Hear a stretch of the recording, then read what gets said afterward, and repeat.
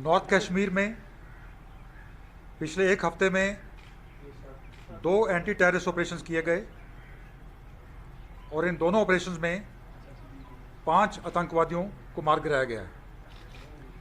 24 दिसंबर को वनीगाम गांव में, जो कि क्रीरी पट्टन के इलाके में पड़ता है, वहाँ एंटी टेररिस्ट ऑपरेशन में 2 टेररिस्ट को मार गिराया गया था, जिसमें एक टेररिस्ट पाकिस्तान का रहने वाला था, अबरार, 2018 से एक्टिव था, और उसके साथ दूसरा लोकल टेररिस्ट आमिर सिराज था, सोपोर का रहने वाला, जो जून 2020 से एक्टिव था।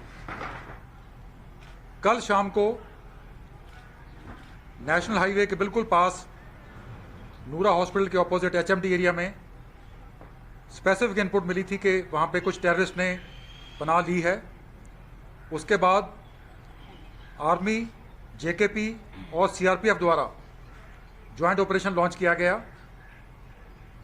जो पूरी रात चला, और आज 11:30 बजे जब ऑपरेशन ख़त्म हुआ तो उसमें 3 टेररिस्ट जो हैं उनको मार गिराया गया।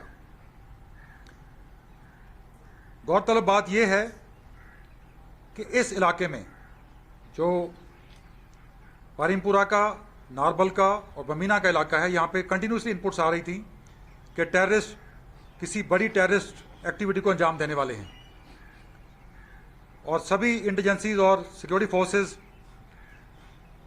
इंटेलिजेंस को बिल्डअप कर रही थी।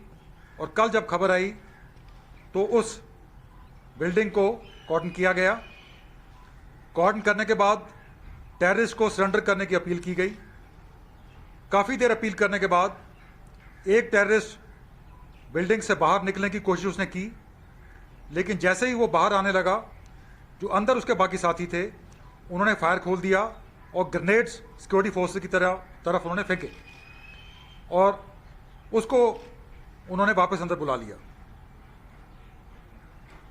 रात होने के बाद ऑपरेशन को हमने सस्पेंड किया, कॉर्डन जो था उसको टाइटन करके इंटैक्ट रखा, और रात भर और सुबह फर्स्ट नाइट पर हमने फिर सरेंडर की अपील की। लेकिन जब भी हमने सरेंडर के लिए अपील की, अंदर से या तो उन्होंने उसका जवाब फायरिंग से दिया या लगातार ग्रेनेड फेंके।